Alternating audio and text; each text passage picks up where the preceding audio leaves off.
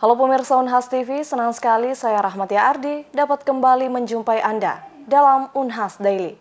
Selama beberapa menit ke depan, kami akan menyajikan berita-berita terpercaya hanya untuk Anda. Dalam proses pemilihan calon presiden dan calon wakil presiden 2024, pemaparan visi misi hingga program kerja setiap calon cukup menarik perhatian publik dalam menentukan pilihan. Salah satu program dari pasangan nomor 2 Prabowo Gibran, yakni makan siang dan susu gratis menjadi sorotan hingga saat ini. Pasalnya, dinilai membutuhkan anggaran fantastis untuk melaksanakan program tersebut. Lantas bagaimana pandangan akademisi Unhas terkait program tersebut? Berikut liputan selengkapnya untuk Anda. Salah satu program unggulan pasangan Prabowo Gibran yakni makan siang dan susu gratis kini menjadi sorotan intensif dalam diskusi publik belakangan ini. Pasalnya, program yang sering digaungkan oleh pasangan nomor urut 2 ini dinilai membutuhkan anggaran fantastis hingga mencapai ratusan triliun dalam setiap tahunnya. Namun, sementara tujuan dari program tersebut tak lain adalah untuk mengurangi tingkat kelaparan dan meningkatkan gizi anak-anak serta rakyat yang membutuhkan. Dilansir dari website metrotvnews.com, program makan siang dan susu gratis yang digagas oleh Menteri Pertahanan dan Wali Kota Solo ini menargetkan 82,9 juta anak sekolah dan pesantren di seluruh Indonesia, dengan pembiayaan skala penuh hingga 450 triliun per tahun. Salah seorang akademisi Unhas, Profesor Dr. Arifuddin, dalam wawancaranya bersama Unhas TV mengatakan bahwa program usulan paslon urut 2 memberi dampak dari berbagai aspek, termasuk aspek ekonomi, sosial, dan keuangan. Oke, terima kasih. Program ini sebetulnya memberi dampak ekonomi, sosial, dan keuangan tentunya ya. Kalau kita melihat dari dampak ekonominya, berarti adanya pengeluaran anggaran. Program makan gratis itu memerlukan anggaran untuk pendananya. Lalu kalau program ini akan berdampak ekonomi ketika dia melakukan stimulus ekonomi, artinya dana itu disalurkan kepada pelaku usaha lokal sehingga dapat memberikan stimulus ekonomi di tingkat lokal. Itu paling bagus.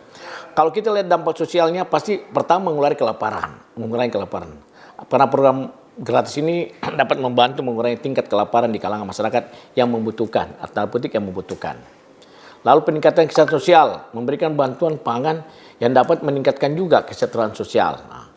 Kalau kita lihat dampak politiknya, kan kita bicara makan gratis ini kan berdampak ya. Kalau politik ya berarti kan popularitas politiknya akan naik Pak Prabowo. Karena program sosial ini sukses dan meningkatkan popularitas pastinya. Kalau jangka panjang, ya dampak jangka panjangnya artinya keberlanjutan program makan gratis ini harus dirancangkan dengan baik dan memastikan keberlanjutan tanpa menimbulkan masalah ekonomi panjang. Itu mungkin yang beberapa dampak. Nah, kalau kita mau lihat dari segi inflasi, otomatis akan berpengaruh kepada inflasi. Ketika inflasi itu artinya program gratis itu tidak menaikkan daya beli masyarakat, otomatis penerima bantuan itu gilirannya dapat meningkatkan permintaan. Nah, kalau dia banyak meminta dan sebagainya, otomatis terjadi inflasi. Itu aja mungkin ya.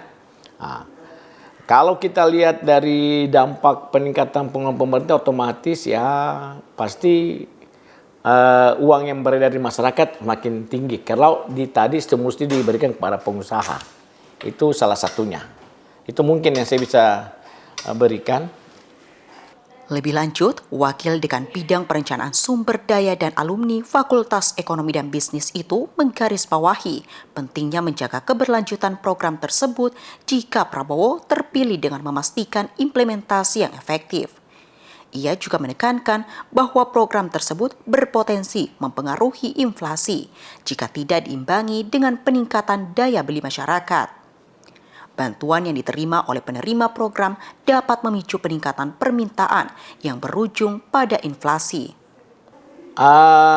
Inilah yang saya katakan tadi bahwa program ini harus diramu dan direncanakan sedemikian rupa karena 1 tahun kita akan lihat apakah berdampak kepada inflasi atau tidak, atau berdampak kepada masyarakat itu akan berusaha.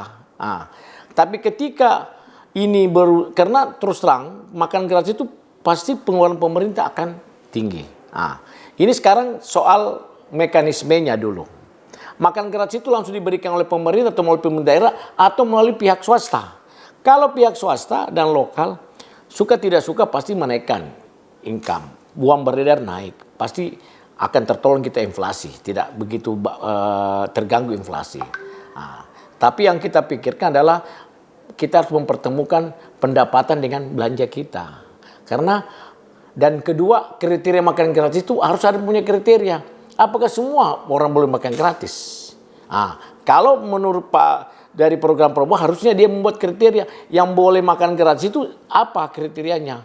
Apakah orang miskin atau dan sebagainya, itu harus ada. Nah, ketika tidak ada, kita kan jumlah masyarakat kita kalau yang di PAUD ya, pendidikan usia dini, itu kan sekitar 200 jutaan. Kita berikan saja harga satu makan gratis 10.000 kan sudah berimbas berkali-kali. Itu yang kita harus pikirkan.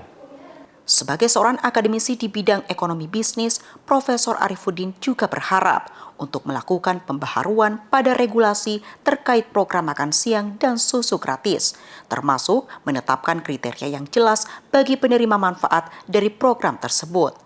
Selain itu, ia juga menekankan perlunya memperhitungkan kekuatan pendapatan negara, karena jika semua fokus hanya pada program ini dapat berdampak pada pengembangan bidang lainnya. Zulkarnain, Evan Ronaldo Linting, Unhas TV.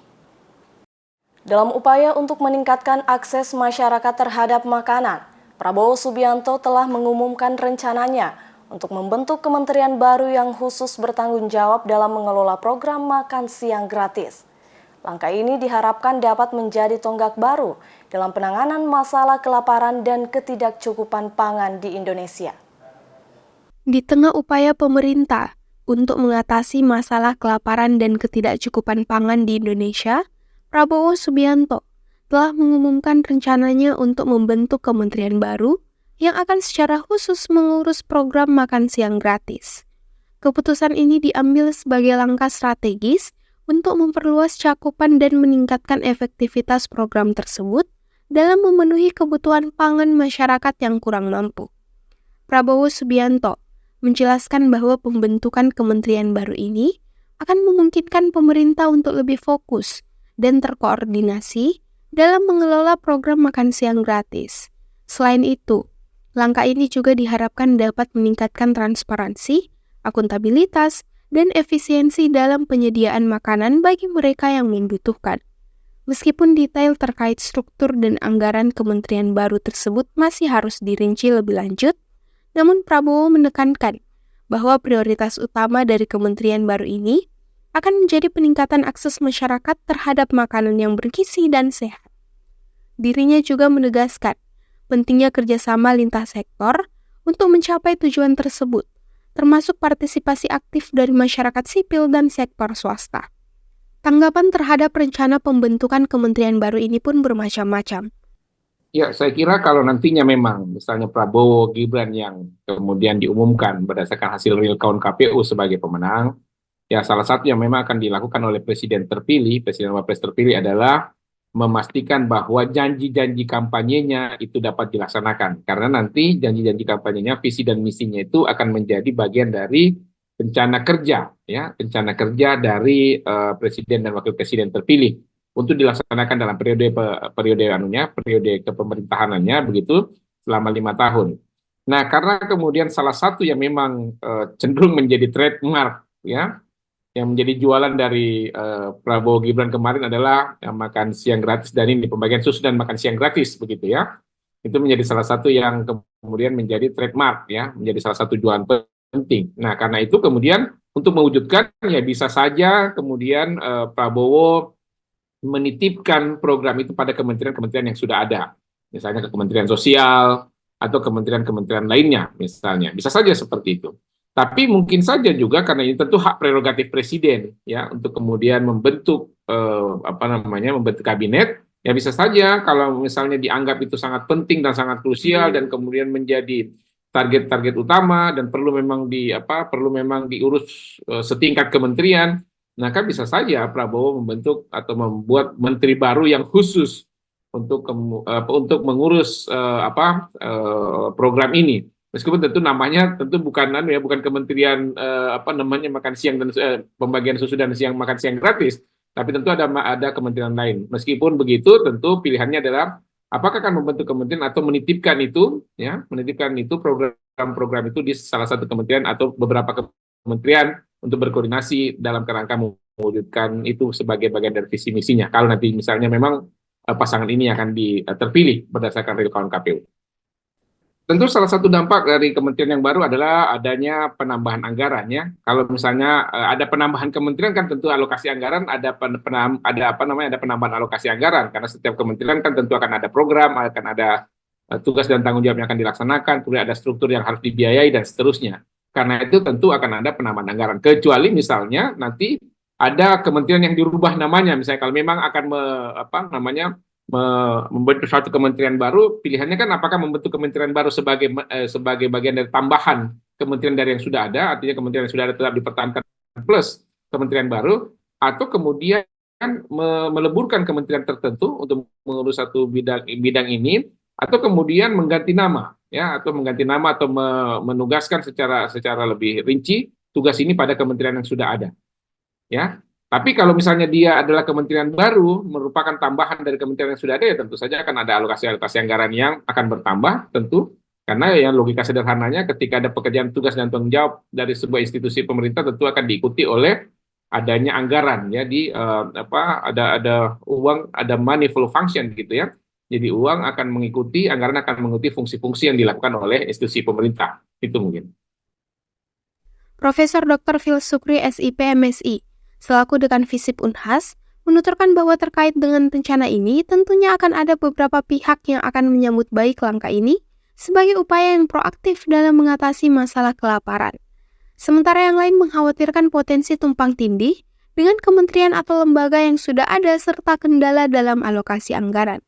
Meskipun begitu, rencana pembentukan kementerian baru ini menandai komitmen pemerintah untuk mengatasi masalah kelaparan dan ketidakcukupan pangan di Indonesia. Dengan pendekatan yang lebih terfokus dan terkoordinasi.